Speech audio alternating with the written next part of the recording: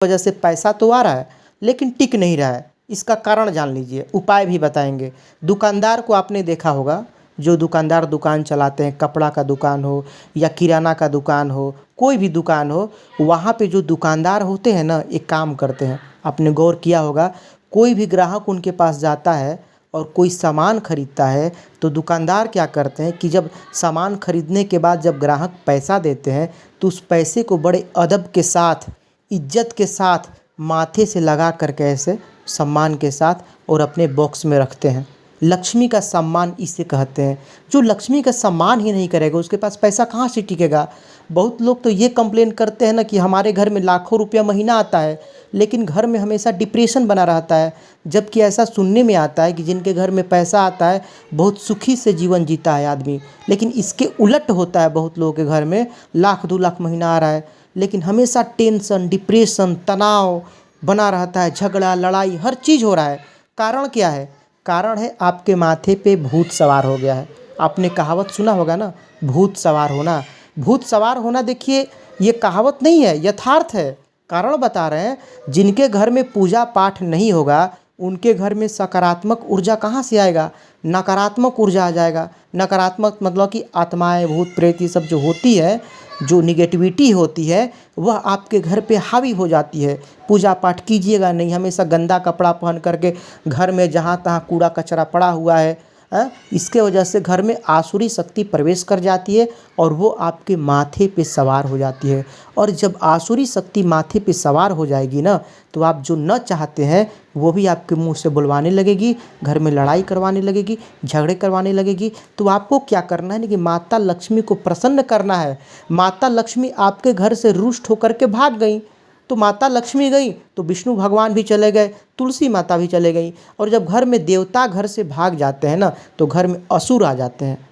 तो इसीलिए आपको पूजा पाठ करते रहना चाहिए ताकि घर में आसुरी शक्ति ना आए, क्योंकि वो जब आएंगे ना तो आपके माथे पे बैठ जाएंगे और आपके घर में हमेशा डिप्रेशन, तनाव, ये सब चीज़ें बनी रहेंगी, तय बात है। तो आपको क्या करना है, भगवान विष्णु को आपने देखा होगा कि कोई भी भोग लगाता है तो तुलसी दल जरूर डालता है ना।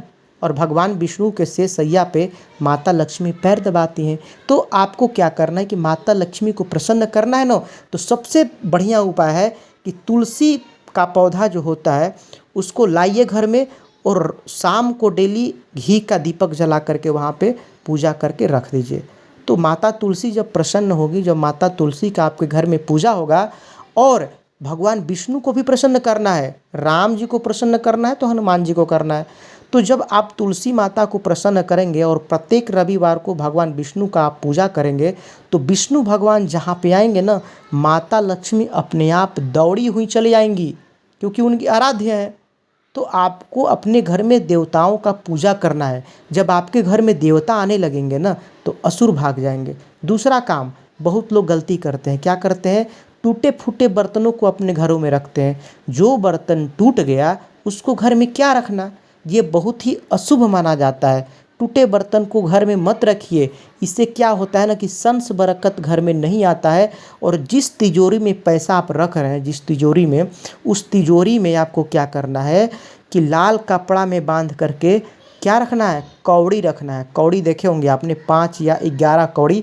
पहले आपको एक काम कर लीजिए, पहले शुक्रवार को माता लक्ष्मी का दिन होता है, उसी तरह से जिस तरह से शनिवार को हनुमान जी का दिन होता है ना, तो शुक्रवार को माता लक्ष्मी का। और माता लक्ष्मी को प्रसन्न करना है तो गरीबों को भोजन खिलाना आपको पड़ेगा, दशांश निकालना पड़ेगा। आपने बात किया ना, दशांश का बहुत महत्व है। ये पौराणिक हिंदू धर्म में मान्यता है ऐसा कि दशांश निकाल करके और गरीबों में बांटना चाहिए। अगर दशांश नहीं आपसे सपर रहा है, अगर जितना आप कमाई कर रहे हैं ना उसका 10%, अगर 10% नहीं तो 1% तो निकालना पड़ेगा। जो कमा रहे हैं उसका कम से कम, अगर आप गरीबी में चल रहे हैं तो कम से कम 1% निकालिए। जैसे कि आप 1000 कमा रहे हैं तो 1000 का 10 रुपया होगा। अगर सपर रहा है तो 100 निकाल दीजिए, नहीं तो हफ्ते में एक बार, शुक्रवार को मैं बात कर रहा हूँ, केवल शुक्रवार का शुक्रवार निकालना है। तो आपको क्या करना है कि जो भी कमाई हो रहा है उसमें से 10% या 1% निकाल करके उस पैसे से गरीबों को कुछ खिला पिला दीजिए या घर पे खीर बनवा करके उनमें बँटवा दीजिए। ये दशांश होता है। जब माता लक्ष्मी देखती हैं कि हमारा जो भक्त है वह गरीबों का भी ख़्याल रखता है तो वो और ज़्यादा आप पे प्रसन्न हो जाती हैं। तो पूजा पाठ कभी भी व्यर्थ नहीं जाता है दोस्तों। लक्ष्मी का सम्मान कीजिए, कभी भी नोट को थूक लगा करके मत गिनिए, क्योंकि ये माता लक्ष्मी का सीधा सीधा अपमान हो जाता है। तो ये सब छोटी छोटी बातों को ध्यान रखिए। घर में बड़े बुजुर्ग का हमेशा सम्मान कीजिए। जिस घर में बड़े बुजुर्ग का सम्मान नहीं होता है, माता लक्ष्मी उल्टे पांव भाग जाती हैं। और हमेशा साफ सुथरा कपड़े पहनिए। घर में झाड़ू ऐसे मत रखिए कि एकदम से दरवाजे पर से कोई देखे और उसको दिखाई दे दे, ऐसा नहीं, उसको छुपा कर रखिए। सुबह शाम आप झाड़ू लगा सकते हैं, इससे सफाई बनी रहती है। रात को सोने से पहले जो भी जूठे बर्तन हैं उसको आप मान लीजिए, धो लीजिए, तभी सोइए। जूठा बर्तन रात भर छोड़ करके सोना बहुत ही बड़ा अशुभ कार्य माना जाता है, क्योंकि जो आसुरी शक्ति होती है, जो असुर होते हैं, आत्माएं होती है, वह उसको खाती रहती है, जिससे वो क्या हो जाता है, जूठा हो जाता है और माथे पे भूत सवार हो जाते हैं। तो आपको जूठा बर्तन भी रात में नहीं छोड़ना है। साफ़ सुथरा कपड़ा पहनिए, सुबह सुबह स्नान कर लीजिए, भगवान को आरती भजन कर लीजिए। घर में आपका हमेशा एक वाइब्रेशन बना रहता है जो सकारात्मक ऊर्जा का, क्योंकि पूजा करने के दौरान में आप शंख बजाते हैं, आप घंटी बजाते हैं, तो जो आसुरी शक्तियाँ होती है वो बाहर चली जाती है और धन की देवी प्रवेश करती है, विष्णु भगवान प्रवेश करते हैं, माता तुलसी प्रवेश करती है। और जब देवता प्रवेश करेंगे तो असुर चले जाएंगे, और असुर ही तो झगड़ा लड़ाई जितना भी होता है ना, ये सब असुर ही करवाते हैं। असुर दिखाई नहीं देते हैं, वो दिखाई नहीं देते हैं, वो माथे पे सवार हो जाते हैं, आपसे गलत गलत कार्य करवाएंगे। तो ये सब चीज़ें आपको ध्यान रखनी है। पैसा कमाना बड़ी बात नहीं है दोस्तों। हमने बहुत देखे हैं पैसे कमाने वाले, लाखों करोड़ों कमा रहे हैं, लेकिन माथा पे टेंशन बना हुआ है। घर में कोई तलाक ले रहा है, कोई पता नहीं क्या क्या, घर में तरह तरह की चीज़ें होती है। इतना पैसा है फिर भी लोग सुसाइड करते रहते हैं, क्या क्या तरह तरह की तमाम चीज़ें हैं। तो पैसे से अगर सुख मिलता है तो करोड़पति लोग सुसाइड क्यों करते हैं, घर में डिप्रेशन क्यों बना हुआ है? तो आपका दिमाग जो है ना, उस पर भूत सवार हो जाता है। तो इसको उतारना है तो कुछ पूजा पाठ कीजिए, अध्यात्म की तरफ मुड़िए।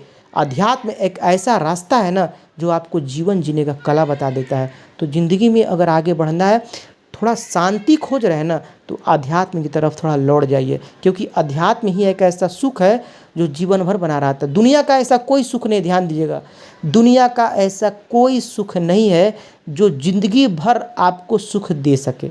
मन कर रहा है कि हेलीकॉप्टर में घूमते, लेकिन कितना दिन, 2-4 दिन घूमिएगा फिर मन उब जाएगा। कोई भी ऐसा सुख नहीं है ना जिससे मन हमेशा तृप्त रहे।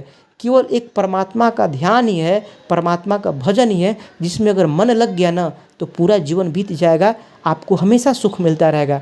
दुनिया का कोई ऐसा सुख नहीं है जो आपको जीवन भर सुख दे। ये दुनिया जो है ना, ये संघर्ष के, मृत्यु लोक देखिए संघर्ष लोक है।